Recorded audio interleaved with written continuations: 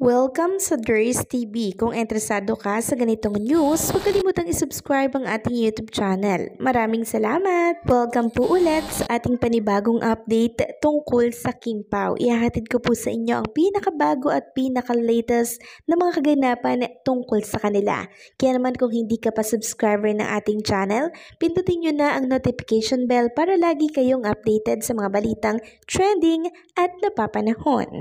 So ayun, welcome back again sa ating YouTube channel mga kakimpaw. And for tonight's video, ang pag-uusapan natin ay tungkol sa mga kaganapan po ni Kim and Paolo Avellino dito po sa naging mall tour nila sa Cebu. So kanina po yan. So dahil po dyan, trending tayo sa X. Kim Pao trending, Kim Chu trending din. Merong 7,685 na posts. And Paolo Avellino trending din, 6,391 na posts. And ang My Love Will Make You Disappear, pang 5 po, 5 spot, trending in the Philippines. Kim Pao SM Cebu Tour, trending din. So, meron po itong 8,437 na posts trending with love affairs in Cebu. So kung kanina napag-usapan natin yung dami po ng tao dito sa mga napuntahan pong mall tour ni Kim and Paolo Avellino dito po sa Cebu, eto papakitaan ko kayo ng kuha po sa itaas na shot. So kung inyong mapapansin mga kakimpaw, grabe po talaga yung tao na naman. Parang hindi na naman po mahulugan ng karayom yung mga taong nakiisa and talaga namang pumunta po sa mga mall tour, mall show ni Kim and Paolo. Talagang dinadagsa po talaga sila mga kakimpaw eh. Parang alam nyo, walang kasawaan yung mga tao, 'di ba? Basta malaman nila na ay si Kim and Paolo pupunta sa SM ganto, talagang susugod agad sila. So isang patunay lamang ito mga kakimpaw na talaga naman po nga napakalakas. No, napakalakas ng puwersa po ng tambalan ni Kim and Paolo Avellino. May kung ano bang magnet na talagang hihilahin tayo nilang dalawa para lamang makita po sila, no? At makabanding natin sila. So nakakatuwa kasi sobrang init po talaga ng pagtanggap ng mga tao po sa mga lugar na pinupuntahan nila. Kaya sabi ko nga, nako, magba-blockbuster talaga tong pelikula ni Kim and Paolo eh. So yung fake news, itsapuera kasi kitang-kita naman natin mga kakimpaw, oh. Talagang wala yung fake news na yan eh. Talagang pinakita lang dito ng mga taga Cebu na hindi sila apektado sa fake news na kumakalat dahil ang importante po sa kanila ay yung pag-idolize nila.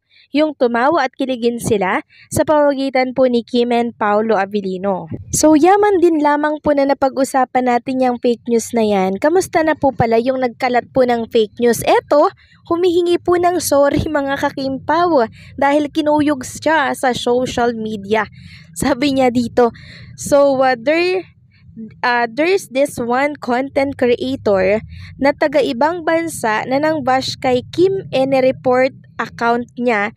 So, dinilit niya ang post at now nakikiusap siya sa isang friend ng KP na sana i-delete yung mukha niya sa na pinost dito sa X kasi nabash siya malala at na-depress daw siya. Lultagama. So, ayan, mga kakimpaw. Yun po pala, parang nakikiusap po pala na i-delete daw yung mukha nitong taong to na nagpakalat po ng fake news kaya Chinita Princess. So, talagang pagtutulungan po siya ng Kim Pao Nation dahil sa kanyang ginawa at pinakalat na fake news. At dahil dyan, nababash po ng sobra-sobra si Kim. Diba? Yung iba naman hindi po nagpa-fact check. Kaya sige ang paniwala nila. Diba? Sana mag-fact check muna. Huwag nating ipahalata na tayo ay mababaw. Pero sa kabila po ng fake news na yan, kitang-kita nyo naman po, diba? Yung mga taong tumanggap at sumuporta po kay Kim and Paolo dito po sa Cebu, talagang pinagkaguluhan sila at hindi na naman po mahulugan ng karayom ang mga taong sumuporta po sa kanila sa mga mall show na pinupuntahan po nila. 3 SM ata, no? Yung pinuntahan po nila. And lahat yun punong-puno po mga kakimpaw. So nakakatuwa po. 'Di ba? Nakakatuwa talaga itong Kim Pao natin kasi sa kabila po ng pinagdadaanan ng ating bansa, meron pa rin talagang dahilan para tayo ay ngumiti, 'di ba? Para tayo ay mapatawa. Samantalang pag-usapan naman natin ang tungkol dito sa kaganapan po sa isang mall tour na pinuntahan po ni Kim and Paolo Abilino na kung saan ay trending ngayon dito po sa X dahil sa ginawa po ni Kim and Paolo Abilino na hanggang ngayon ay hindi po ako maka-move on. And maging kayo kung nakita't napanood nyo po, I'm sure hanggang ngayon kilig na kilig din po kayo. So ano ba ang napanood natin yan kanina dito po sa mall tour ni Kim and Paolo Abilino dito po sa Cebu. So ganito po kasi yan mga kakimpaw, no? So kumakanta po si Kim and Paolo, duet sila doon. Then alam nyo po ang nangyari doon, nag nose to nose silang dalawa. Tas after po nun, mga kakimpaw, sigawan po lahat ng mga taong nakapalibot po sa kanila. Talagang kilig na kilig lahat, no? Parang pansamantalang napapawi po yung problema ng ating bansa.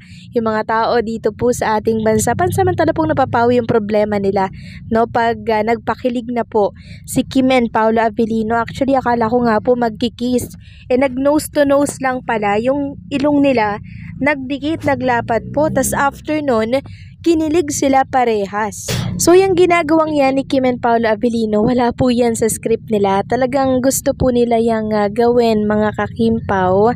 And nakakatuwa lang kasi maging sila, gustong gusto din nilang gawin yon kasi kilig na kilig din sila after nun. Dahil marami din po nilang napapasayang tao marami din po nilang napapakilig na tao. Kaya sabi nga po ni Kim Chiu doon sa kanyang mga previous update, ganado daw po silang magtrabaho dahil alam po nila na marami po nilang napapasayang mga tao. So base din po yon sa mga nakikita po nilang mainit na pag-suporta ninyo.